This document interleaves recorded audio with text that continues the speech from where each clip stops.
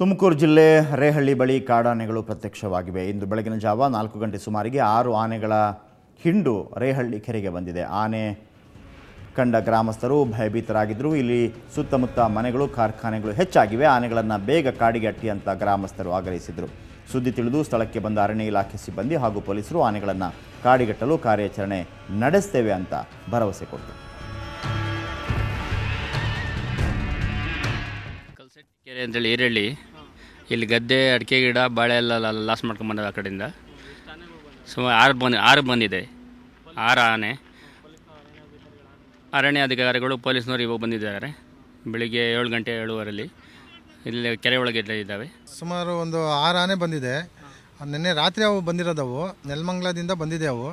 ಮತ್ತು ನೆಲಮಂಗಲ ಮಾಗಡಿಯವರೆಲ್ಲ ರಾತ್ರಿ ಎಲ್ಲ ಕಾರ್ಯಾಚರಣೆ ಮಾಡಿ ವಾಪಸ್ ಬನ್ನೇರುಘಟ್ಟ ಕಡೆ ಹೋಗೋದಕ್ಕೆ ನಾವು ಪ್ರಯತ್ನ ಪಟ್ವಿ. ಅರಣ್ಯ ಇಲಾಖೆಯವರು, ಪೊಲೀಸ್ ಸಿಬ್ಬಂದಿಯವರು ಒಂದಾಗಿ ರಾತ್ರಿ ಒಂದು 6:30-7 ಗಂಟೆಗೆ ನಾವು ಕಾರ್ಯಾಚರಣೆ ಸ್ಟಾರ್ಟ್ ಮಾಡ್ತೀವಿ. ಅಲ್ಲಿವರೆಗೂ ಸಾರ್ವಜನಿಕರು ಯಾರು ಸ್ವಲ್ಪ ಹತ್ತಿರ ಬರೆದಾಗೆ ಸಹಕರಿಸಬೇಕು.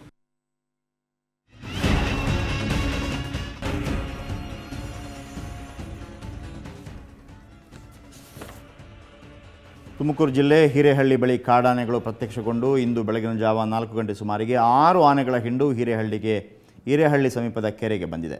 ಆನೆ ಹಿಂಡು ಕಂಡಂಥ ಗ್ರಾಮಸ್ಥರು ಭಯಭೀತರಾಗಿದ್ದಾರೆ. ಇಲ್ಲಿ ಸುತ್ತಮುತ್ತ ಮನೆಗಳಿವೆ, ಕಾರ್ಖಾನೆಗಳು ತುಂಬ ಹೆಚ್ಚಾಗಿವೆ. ಆನೆಗಳನ್ನು ಬೇಗ ಕಾಡಿಗೆ ಅಟ್ಟಿ ಅಂತ ಗ್ರಾಮಸ್ಥರು ಆಗ್ರಹಿಸಿದ್ದಾರೆ. ತಕ್ಷಣ ಅರಣ್ಯ ಇಲಾಖೆ ಸಿಬ್ಬಂದಿ ಹಾಗೂ ಪೊಲೀಸರು ಆನೆಗಳನ್ನು ಕಾಡಿಗಟ್ಟಲು ಕಾರ್ಯಾಚರಣೆ ನಡೆಸ್ತೇವೆ ಅಂತ ಭರವಸೆ ನೀಡಿದ್ದಾರೆ.